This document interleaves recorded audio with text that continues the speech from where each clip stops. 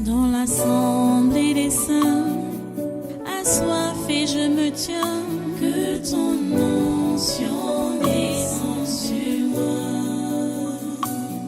Conscient que mon destin est dans le creux de ta main, que ton onction descende sur moi. Je suis disposé, assoiffé, que ton onction descende sur moi. Je suis disposé, assoiffé, que ton onction descende sur moi.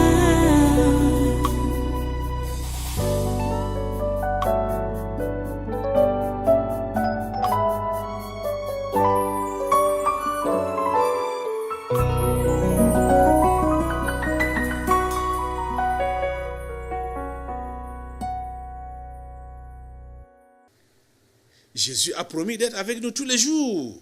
Il a promis d'être avec nous tous les jours. Jusqu'à la fin du monde. Tous les jours. Mais quand tu sens donc qu'il est loin de toi, quand tu sens qu'il n'est pas à côté, quand tu sens qu'il ne t'écoute pas, tu as l'impression qu'il ne t'écoute pas, comprends que c'est toi qui ne fais pas ce qui lui est agréable. Comprends donc que tu es dans le péché. Tu es dans le péché. Et qu'est-ce que tu es appelé à faire? Le plus souvent,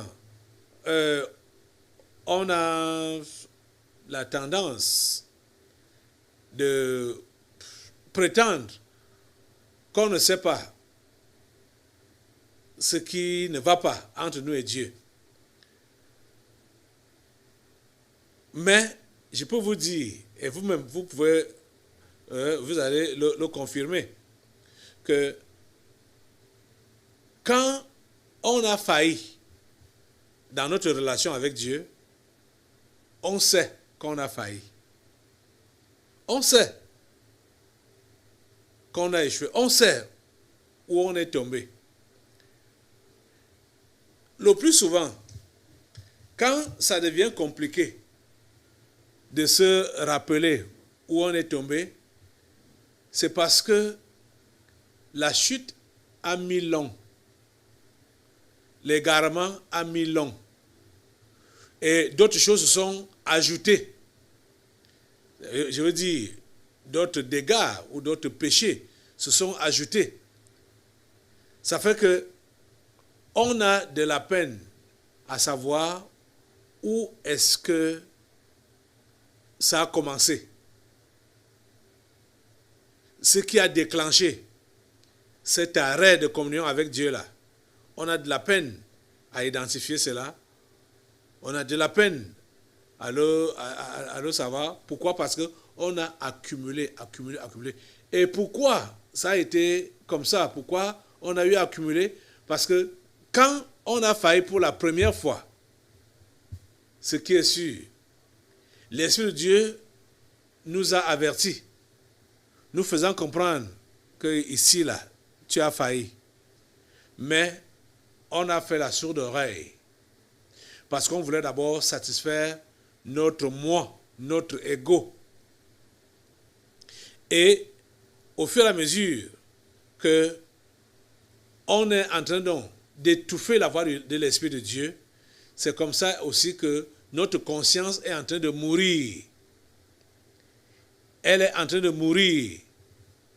Et comme elle meurt, d'autres péchés s'ajoutent. Ça s'accumule au point où, finalement, on n'arrive même plus à savoir où on se trouve. On n'arrive même plus à savoir ce qui se passe. Et c'est là que Dieu devient très lointain. Celui-là ou celle-là a déjà rétrogradé depuis longtemps. Il peut continuer à venir à l'église, elle peut continuer à venir à l'église, mais il n'y a plus de contact avec Dieu. Il n'y a plus de communion avec Dieu. Plus jamais. Plus. Il n'y a plus de communion avec Dieu. Et comme les besoins sont toujours là. Les besoins sont toujours là. Et le moi veut toujours se satisfaire. Peut-être même les problèmes que Dieu a utilisés pour nous attirer à lui sont toujours là. Et on a cette tentative ou cette tendance de vouloir continuer à demander, à réclamer. Mais dans le même temps, on voit que rien ne change dans le bon sens. Et c'est là que le sentiment de l'éloignement de Dieu s'accentue encore. Et vous allez donc les entendre dire que Dieu n'écoute pas les prières. Et comme j'interpellais Mawa l'autre jour, pour elle, elle dit ouvertement que Dieu ne l'aime pas. Dieu la déteste.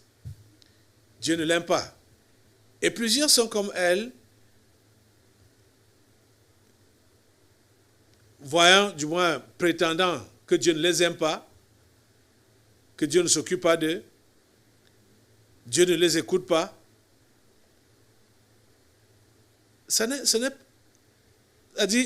Vous attribuez à Dieu ce qui n'est pas. Dieu nous aime. La Bible nous dit que Dieu a tellement aimé le monde, qu'il a donné son Fils unique. Dieu aime, Dieu donne. Quand on aime, on donne. Et Dieu a donné ce qu'il avait d'unique, son Fils Jésus-Christ.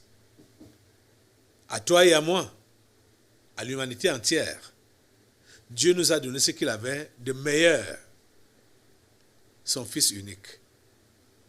Donc, si nous avons donc le sentiment qu'il s'est éloigné de nous, si nous avons le sentiment que nous sommes seuls, nous sommes abandonnés, parce que peut-être nous sommes réellement dans des grands vents ou dans des tumultes. Ça peut être vrai qu'on connaît réellement des tumultes, on connaît réellement, mais cela ne veut pas dire que Dieu n'est pas là. Cela ne veut pas dire que Dieu nous a abandonnés. Mais si vous avez vraiment le sentiment d'être abandonné par lui, comprenez que c'est vous qui n'êtes plus dans sa volonté. Comprenez que c'est vous qui ne faites pas ce qui lui est agréable. Je te dis que quand tu fais ce qui est agréable à Dieu, même si tu es entre le marteau et l'enclume, même si tu es plein dans les difficultés, tu as cette assurance en toi que dans ces difficultés, dans ces tourments, Dieu est là avec toi. Surtout quand tu sais ça. C'est-à-dire, tu n'as pas besoin de sentir, tu n'as pas besoin, mais tu sais que Dieu est avec toi. Vous comprenez ça? Oh mon Dieu. Suivez bien. Je repars au verset 29 de Jean 8 là, qui dit, celui qui m'a envoyé est avec moi. Il ne m'a pas laissé seul, parce que je fais toujours ce qui lui est agréable. Je fais toujours. Je ne fais pas de temps en temps. Je fais toujours. Tu vas voir que si de temps en temps, tu fais ce qui est agréable à Dieu, c'est comme ça aussi donc que sa présence en toi là sera interrompue de temps en temps. Allez, parfois tu verras, quand tu fais ce qui lui est agréable, tu verras que sa présence est là, tu sauras que sa présence est là, indéfectible, mais dès que tu ne fais plus ce qui lui est agréable, tu verras que sa présence n'est pas là. Tu vois? Mais Jésus dit que il fait toujours ce qui est agréable à celui qui l'a envoyé. C'est pour cela qu'il est toujours aussi avec lui. C'est pour cela qu'il ne l'a jamais abandonné. Vous comprenez? Nous devons donc nous rassurer que nous faisons toujours ce qui est agréable à Dieu. Et c'est cela qui va aussi nous rassurer de sa présence continuelle auprès de nous. Celui qui m'a envoyé est avec moi. Il ne m'a pas laissé seul parce que je fais toujours ce qui lui est agréable. Parce que je fais toujours ce qui lui est agréable. Toi-même, tu sais que tu ne fais pas toujours ce qui est agréable à Dieu. Tu le sais. Tu sais que tu bagarres avec l'obéissance. Je peux même dire tu bagarres contre l'obéissance parce que tu ne veux pas obéir au Seigneur. Tu ne veux pas obéir à ses prescriptions. Tu ne veux pas obéir à ses ordres. Tu ne veux pas garder ses commandements.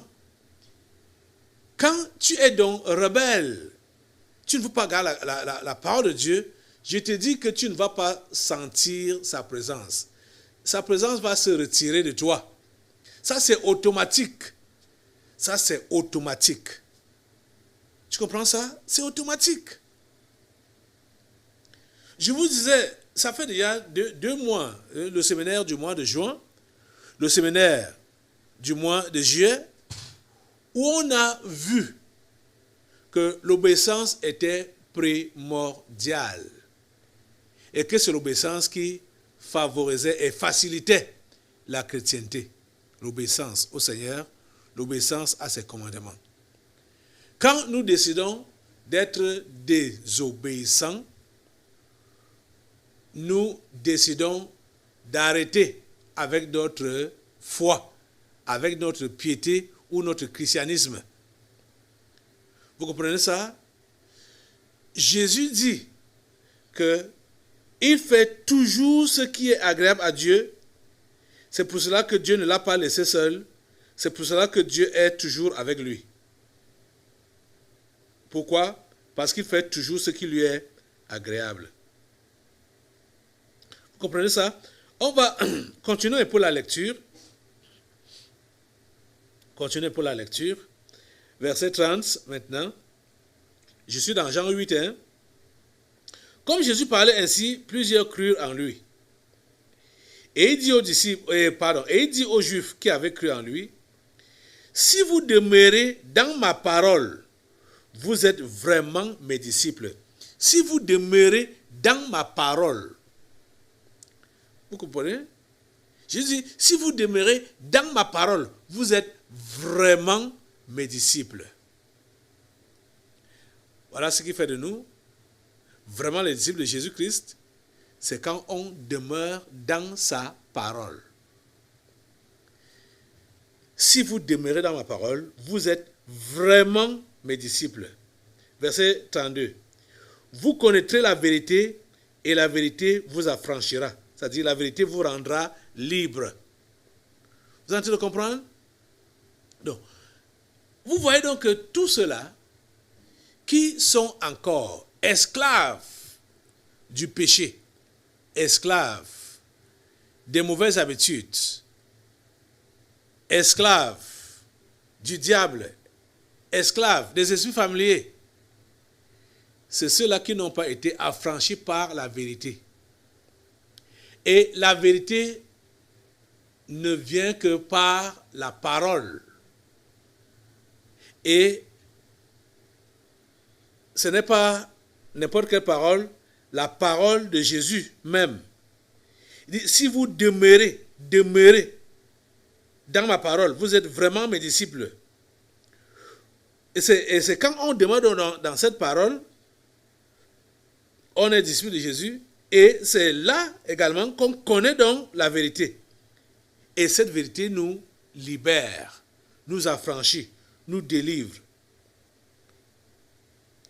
Allons au verset 34. Verset 34. En vérité, je vous le dis, leur répliqua Jésus, quiconque se livre au péché est esclave du péché. Or, l'esclave ne demeure pas toujours dans la maison. Le Fils y demeure toujours. Verset 36. Si donc le Fils vous affranchit, vous serez réellement libre. Vous voyez donc? Ce qui rend esclave, c'est le péché. Et le péché rend esclave. Pourquoi? Parce que celui-là qui a reçu la parole de Dieu ou la parole de Jésus n'a pas demeuré dans cette parole. Il n'a pas demeuré dans cette parole. C'est pour cela que le péché a eu avantage sur lui. Vous comprenez ça? J'aimerais que nous puissions revoir ces paroles.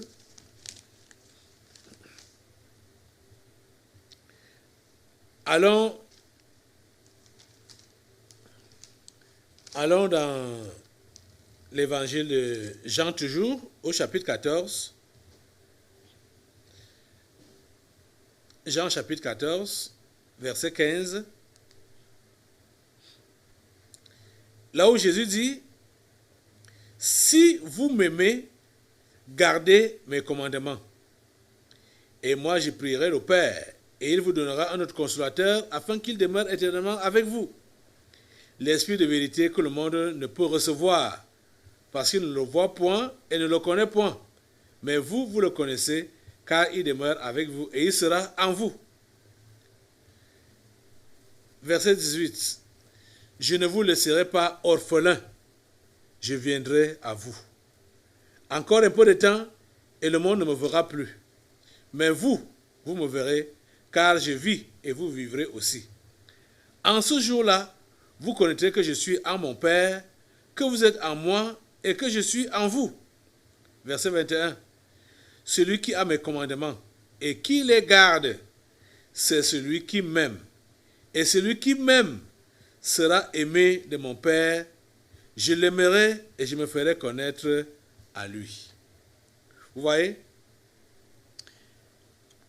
Le fait de garder les commandements de Dieu, c'est ça qui renforce le lien ou la communion, notre communion avec Dieu. Le fait de garder sa parole. Parce que ça ne vaut pas la peine que Jésus te dise, fais ceci. Tu ne fais pas. Ne fais pas ceci. C'est ça que toi tu fais. Et tu vas penser que Jésus va toujours rester dans ta présence. Tu vas penser que il va continuer à cheminer avec toi, alors que toi tu es désobéissant. Tu ne respectes pas sa parole. Tu ne gardes pas sa parole. Il ne peut pas rester avec toi. Il ne peut pas rester avec toi. Et c'est la raison pour laquelle tu vas donc te sentir seul. Et tu te sens seul à raison. Pourquoi? Parce qu'il n'est plus avec toi. Donc quand tu n'es plus dans sa parole, tu ne gardes pas sa parole, il ne peut pas être avec toi.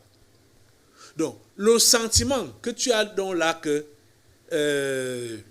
c'est-à-dire ce sentiment de solitude ou d'abandonner là, c'est un vrai sentiment, c'est la vérité. Il n'est pas avec toi. Il n'est plus avec toi.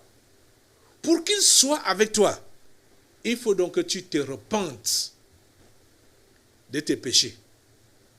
Il faut que tu te repentes de tes péchés. Et je te dis que l'origine du péché, ou je veux dire le gros péché dans ta vie, c'est le fait de ne pas vouloir faire ce que Dieu te demande de faire. C'est-à-dire désobéir. C'est ça le plus gros péché. Désobéir. Je vous dis que quand vous mentez parce que vous avez désobéi. Puisque Dieu a dit, tu ne mentiras pas. Quand vous forniquez, vous ne forniquez pas parce que la fornication est forte. C'est juste parce que vous avez désobéi. Parce que Dieu a dit que tu ne dois pas faire ça. Quand tu voles, ce n'est pas parce que la chose là t'a tellement plu et puis tu ne peux pas t'abstenir de ne pas prendre ça. Non, c'est parce que tu désobéis. Parce que Dieu a dit, tu ne voleras pas. Vous comprenez ça? Donc, le plus gros péché là, c'est-à-dire tout ce qui conduit à la dépravation, à l'égarement, c'est la désobéissance. C'est ça qui conduit à tous les péchés. C'est-à-dire la désobéissance, c'est ça qui conduit à enfreindre les 10 commandements. Quand on désobéit, on va enfreindre aux 10 commandements. Et comprenez que enfreindre un seul commandement, tu as déjà enfreint les 10. C'est ça que la Bible nous enseigne. Que quand on enfreint un seul commandement, on a enfreint les 10. Donc, et dans ce cas-là, tu ne vas plus sentir la présence de Dieu en toi ou avec toi. Tu ne vas plus sentir qu'il est avec toi. Et c'est normal qu'il ne soit plus avec toi parce que tu n'es plus dans ses voies. Comprenez? Aujourd'hui, nous sommes venus là, ce matin, parce que nous voulons restaurer notre communion avec Dieu. Tu dois restaurer ta communion avec Dieu. Ce sentiment d'éloignement de Dieu là, que Dieu est éloigné de toi, que Dieu ne t'écoute pas, j'espère que tu as compris que c'est normal que Dieu s'éloigne de toi quand le péché est dans ta vie. Quand le péché est dans ta vie, c'est normal que Dieu s'éloigne de toi. Donc, aujourd'hui, maintenant, décide-toi de tout ton cœur, décide-toi de réparer le tort que tu as fait à Dieu là, le tort que tu as fait à ta foi, à ta chrétienté. Décide-toi de réparer cela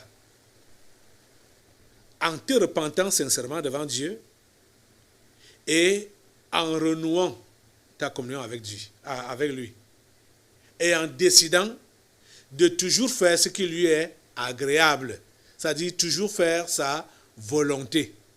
Décide-toi ce matin. Décide-toi. Donc, décide-toi de confesser. Peut-être que les péchés sont accumulés. Ça a commencé par un péché. Comme tu n'as pas voulu vite abandonner cela, d'autres se sont ajoutés. Et tu n'as fait qu'accumuler. Et maintenant, tu ne sais même plus par où commencer. Mais il y a toujours un commencement. Tu dois commencer. Tu dois faire quelque chose. Tu dois venir devant Dieu dans toute la sincérité. S'il y a même certains que tu as oubliés, certains trucs que tu as oubliés, ou si tu ne sais même plus comment tu as fait vraiment pour t'embourber, pour t'éloigner de Dieu, le Seigneur dans sa grâce va te visiter. Ce que Dieu veut, c'est seulement la vérité dans ton cœur là. Dieu veut seulement la vérité dans ton cœur là, la vérité. Quand il y a la vérité dans ton cœur là, et tu dis à Dieu, Dieu, je veux recommencer avec toi, à nouveau. Je veux repartir à zéro avec toi, Seigneur. Aujourd'hui, révèle-moi là où je suis tombé. Révèle-moi mes erreurs, mes abominations. Révèle-moi. Je veux confesser et je veux abandonner. Avant de passer à la prière, maintenant là, j'aimerais que tu ouvres avec moi dans le psaume 51. Donc, la repentance de David. Psaume 51.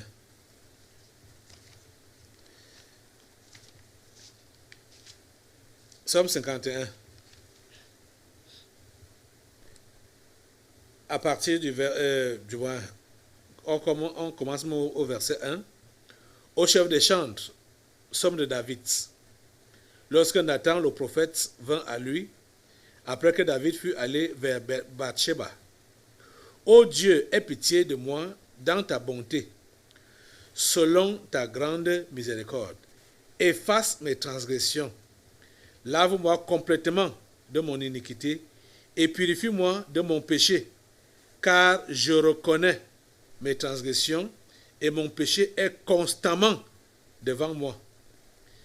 J'ai péché contre toi seul et j'ai fait ce qui est mal à tes yeux, en sorte que tu seras juste dans ta sentence, sans reproche dans ton jugement. Voici, je suis né dans l'iniquité et ma mère m'a conçu dans le péché, mais tu veux que la vérité soit au fond du cœur. Fais donc pénétrer la sagesse au-dedans de moi.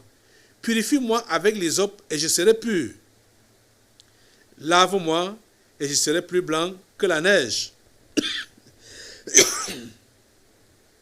Annonce-moi l'allégresse et la joie, et les eaux que tu as brisées se réjouiront. Détourne ton regard de mes péchés, efface toutes mes iniquités. Ô Dieu, crée en moi un cœur pur. Renouvelle en moi un esprit bien disposé. Ne me rejette pas loin de ta face. Ne me retire pas ton Esprit Saint. Rends-moi la joie de ton salut et qu'un esprit de bonne volonté me soutienne. J'enseignerai tes voies à ceux qui les transgressent et les pécheurs reviendront à toi. Voilà, c'est par là que j'ai commencé en disant que tu es un envoyé. Nous sommes tous des envoyés. Si nous avons cru en Jésus, et c'est ça que David manifeste ici. Quand il se repent de son péché, il est prêt à aller pour le compte de Dieu vers les pécheurs, afin de leur dire, afin de leur prêcher la repentance, afin de leur annoncer la repentance et également la bienveillance de Dieu. C'est de ça qu'il est question. Tu es restauré donc, tu es pardonné, tu es renouvelé dans le Saint-Esprit, c'est pour faire donc le travail pour lequel tu as été appelé. Donc, pour faire le travail de le travail d'évangélisation, le travail de, j'ai appelé ça comment? Ouais, pour faire donc le ministère d'aide, le travail de ministère d'aide, aider les autres à se réconcilier avec Dieu. C'est à cela que tu es appelé. Donc, écoutez ce que David dit. Ô Dieu, crée en moi un cœur pur. Renouvelle en moi un esprit bien disposé. Ne me rejette pas loin de ta face. Ne me retire pas ton Esprit Saint. Rends-moi la joie de ton salut et qu'un esprit de bonne volonté me soutienne. J'enseignerai tes voies à ceux qui les transgressent et les pécheurs reviendront à toi. Voilà. Vous voyez, quand nous recevons le pardon de Dieu, la joie nous est restaurée. Parce que la personne qui annonce la bonne nouvelle, qui annonce le salut, cette personne doit être, c'est-à-dire son expression doit montrer que ce qu'il dit là, c'est réalisé dans sa propre vie. C'est-à-dire le salut qu'il proclame là, c'est réalisé dans sa vie par l'expression de la joie et de la satisfaction. Si tu dis que tu es enfant de Dieu, tu es pardonné et tu ne connais pas la joie, tu ne connais pas le bonheur, tu fais juste la religion. Tu n'es pas tu n'es pas enfant de Dieu, tu n'es pas sauvé. Parce que quand on est réellement sauvé là, ça s'exprime au travers de notre être. Notre être est dans la joie. Ça s'exprime. Donc, et ceux-là à qui nous allons apporter ce message vont voir cette joie en nous. Ils vont voir cette expression en nous. Et ça va les contaminer. Du moins, ils vont désirer cela et ils vont être contaminés. Vous comprenez ça? Témoigner de Jésus, ce n'est pas juste des techniques ou des tactiques qu'on nous a données. Non. Témoigner de Jésus, c'est exprimer ce qu'il a fait en nous. Ça se voit même à l'œil nu. C'est-à-dire, la joie du salut là, ça se voit. Aujourd'hui, tu dois connaître cette joie du salut. Si tu décides de te repentir avec vérité, avec sincérité. Tu comprends ça? Je vais vous lire un dernier passage avant de passer à la prière maintenant. Nous allons prier et vous allez prier. Je vous assure. Allons dans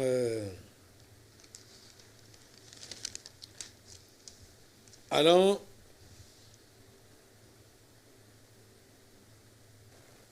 dans Apocalypse au chapitre 3. Apocalypse chapitre 3.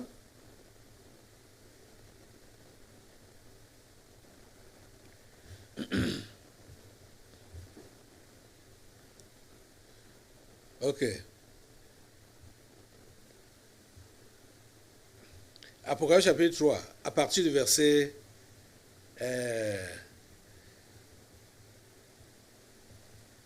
à partir du verset 1 même, commençons au verset 1. Écrit à l'ange de l'église de Sardes, voici ce que dit celui qui a les 7 esprits de Dieu et les 7 étoiles. Je connais tes œuvres. Je sais que tu passes pour être vivant. Je sais que tu passes pour être vivant et tu es mort. Quand quelqu'un passe pour, ça veut dire qu'il est quoi? Il est un hypocrite. Et les hypocrites, c'est qui? Les hypocrites, ce sont les religieux.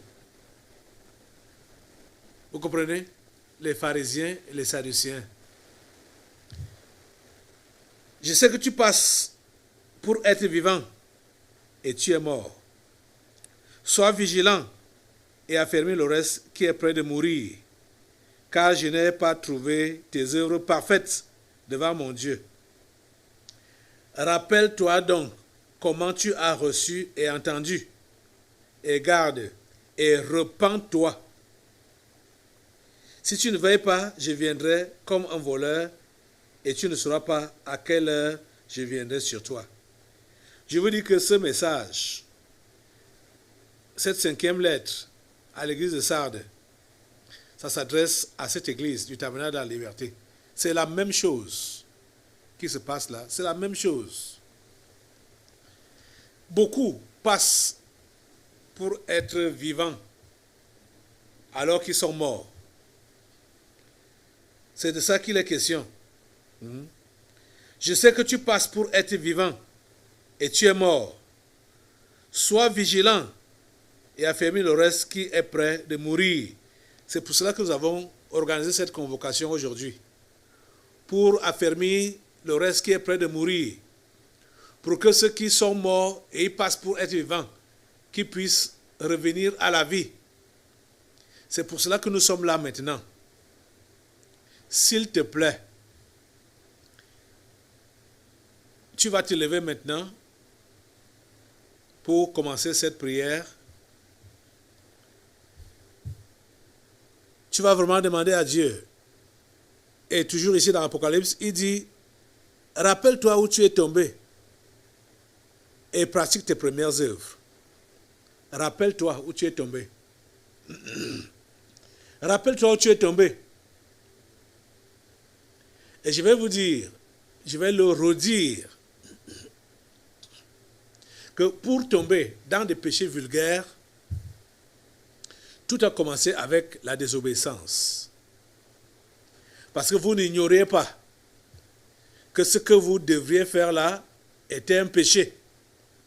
Mais vous avez décidé de désobéir. Tu dois t'engager ce matin devant Dieu d'être un enfant obéissant, de toujours faire ce qui plaît au Seigneur.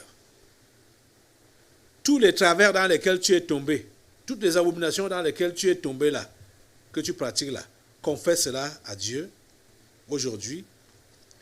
Confesse.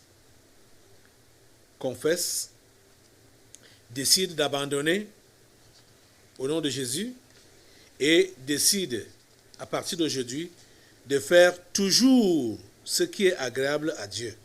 De faire toujours, pas de temps en temps, mais de faire toujours ce qui est agréable à Dieu. Sois dans la prière. C'est le temps de prière. C'est le temps de prière. Ne t'occupe pas de ton voisin, de gauche ou de droite, de devant, de derrière. Tu dois pleurer sur ton sort. Tu dois pleurer sur tes péchés. Tu dois pleurer. Franchement, demande la grâce de Dieu. Demande sa grâce. Demande son pardon. Demande que le sang de Christ te lave. Soyez dans la prière pour vous-même. Soyez dans la prière. Soyez dans la prière. Le Seigneur est là pour écouter nos prières. Hein? Il est là pour nous laver. Hein? Il est là pour nous restaurer. Oh Seigneur, s'il te plaît, interviens. Oh Seigneur, s'il te plaît, interviens au nom puissant de Jésus. Interviens au nom puissant de Jésus. Lave ses vies, lave ses cœurs. Lave, Seigneur. Lave. Dans le sang de Jésus, Seigneur, lave. Seigneur, lave. Dans le sang de Jésus, lave. Lave chacun, Seigneur. Je prie, Seigneur, pour que toute résistance dans ces vies soit brisée. Je prie, Seigneur, pour que toute résistance dans ces vies soit brisée, toute résistance dans ces cœurs soit brisée. Au nom puissant de Jésus. Seigneur, interviens. Seigneur, interviens. Merci, Père Saint, pour ton intervention. Priez le Seigneur. Priez le Seigneur. Je vous dis, ne soyez pas perturbés ou distraits par ton voisin de gauche, de droite, de devant, de derrière. Ne sois pas distrait. Concentre-toi à prier Dieu, à confesser tes péchés et à décider de les abandonner pour ne plus recommencer. Décide-toi de commencer une vie nouvelle avec Dieu maintenant. Décide-toi. Décide-toi. Merci Seigneur pour tout ce que tu fais. Merci Seigneur pour tout ce que tu fais. Merci ô Dieu pour ton assistance. Merci pour l'assistance de ton Esprit béni. À toi la gloire. À toi la gloire, ô grand Dieu. Merci Seigneur. Continuez dans la prière. Ne vous arrêtez pas. Continuez dans la prière. Dans l'assemblée des saints, assoiffé je me tiens, que ton onction descende sur moi. Conscient que mon destin